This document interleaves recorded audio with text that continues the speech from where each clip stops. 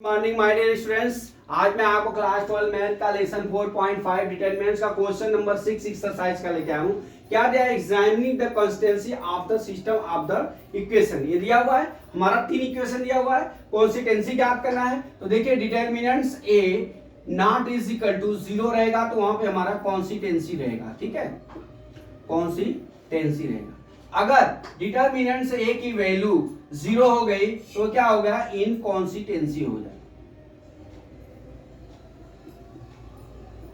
ठीक है, अब यहां से देखिए, अब यहां से हम पहले मैट्रिक्स ए ज्ञात कर लेते हैं। ये बराबर कितना हो गया हमारा? 5 2 5 -1 3 -2 हो गया, 4 5 और 6 हो गया। बराबर हमारा x का वैल्यू कितना हो गया? x y और z हो गया। और हमारा b की वैल्यू कितनी हो गई? 5 2 -1। ठीक है, अब हम डिटरमिनेंट्स क्या कर लेते हैं यहां से। Determinants a is equal to, ठीक है, determinants a is equal to कितना हो जाएगा? 5 इंटू कितना हो जाएगा? 3 -2 5 और 6 हो गया, और -1 हो गया। अब यहां पे करिए, पहला रो दूसरा कॉलम 2 5 5 6। ठीक है, फिर प्लस कितना हो जाएगा? 4 हो गया, 4 इंटू कितना हो जाएगा? 2 5 3 -2। ठीक, अब कर लीजिए determinants a is equal to, determinants a is equal to कितना हो जाएगा? 5 लिख लीजिए यहाँ पे, 18 माइनस -10, ये -10 है, -10 आ जाएगा तो ये माइनस होता है तो +10 हो जाएगा। ठीक, अब यहाँ पे कितना हो जाएगा? देखिए माइनस माइनस क्या हो जाएगा? प्लस हो जाएगा 1। यहाँ पे कर लीजिए 12 माइनस कितना हो जाएगा? 25। 12 माइनस ये क्या है हमारा? यहाँ पे देख लीजिए हमारा क्या है? R1 C2, तो 2 5 5 6 हो गया। ठीक, कर लिया, फिर +4 इंटू -4 माइनस कितना हो गया हमारा? 15 हो गया। इज इक्वल टू देखिए 5 इंटू कितना हो जाएगा? 28। ठीक है, 6 3 जा 18 और 2 5 जा कितना हो गया? 10 हो गया। अब इतना हो गया, अब प्लस नहीं, यहां पे कितना आ जाएगा? -13 इंटू 1 इंटू कितना हो जाएगा? 1 इंटू 13। फिर कितना हो जाएगा? +4 इंटू कितना हो जाएगा? -19।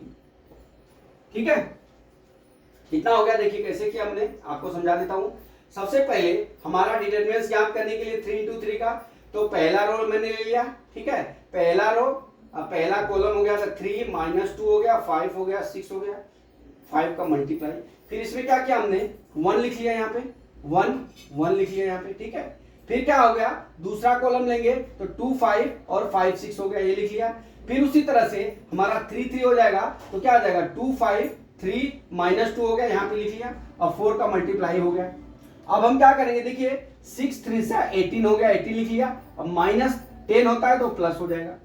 ठीक, अब यहाँ पे क्या हो जाएगा? यहाँ पे माइनस माइनस प्लस हो जाएगा, 1 हो जाएगा, 6 2 जा 12 हो जाएगा, अब माइनस कितना हो जाएगा? 5 5 जा कितना हो गया? 25 हो गया, और प्लस कितना हो गया? यहाँ 4, यहाँ पे कितना हो गया? -4, और यहाँ पे कितना हो जाएगा? -15 हो गया। ठीक है, अब हमने मल्टीप्लाई यहाँ पे कर लिया। अब देख लीजिए 28 में 5 का मल्टीप्लाई करते हैं, determinants a is equal to कितना होगा? 5 8 जा 0, 5 2 जा 140 -13। ठीक है, माइनस कितना हो जाएगा? 76 हो गया। अब determinants a is equal to कितना हो जाएगा? ये 140 माइनस, जो इसको प्लस कर लीजिए 76 और 13 को 9 89 हो गया। 140 माइनस 89, ये कितना हो जाएगा? 1, यहाँ कितना हो जाएगा? 13 में से 8 गया, कितना हो गया? 5। तो determinants a is equal to कितना हो गया हमारा? कितना हो गया? 51। कितना आ गया?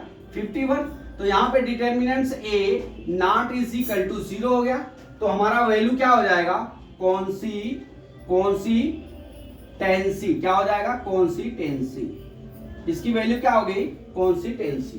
ठीक है, तो माय डियर स्टूडेंट्स मैं ये समझता हूँ कि ये सवाल आपको समझ में आ गया होगा, क्योंकि यहाँ पे कुछ करना नहीं था, हमारा तीनों इक्वेशन दिया हुआ है, हम उस इक्वेशन से हम अपने को सवाल को प्रूव कर लिया। खाली मैट्रिक्स से ये ज्ञात करने में जो आपको टाइम लगेगा वो कर लेना, बाकी सब जो है आप गुणा भाग करके आप डिटरमिनेंट्स ए ज्ञात कर लेंगे। जीरो हो गया तो कॉन्सिस्टेंसी, नॉट जीरो नहीं हुआ तो इनकॉन्सिस्टेंसी हो गया। तो माय डियर स्टूडेंट्स, मैं समझता हूँ कि आपको 6ठा सवाल जो है समझ में आ गया होगा। अगला वीडियो कल मैं फिर लेके आता हूँ। जय मां सरस्वती, जय भारत माता, जय जवान, जय किसान।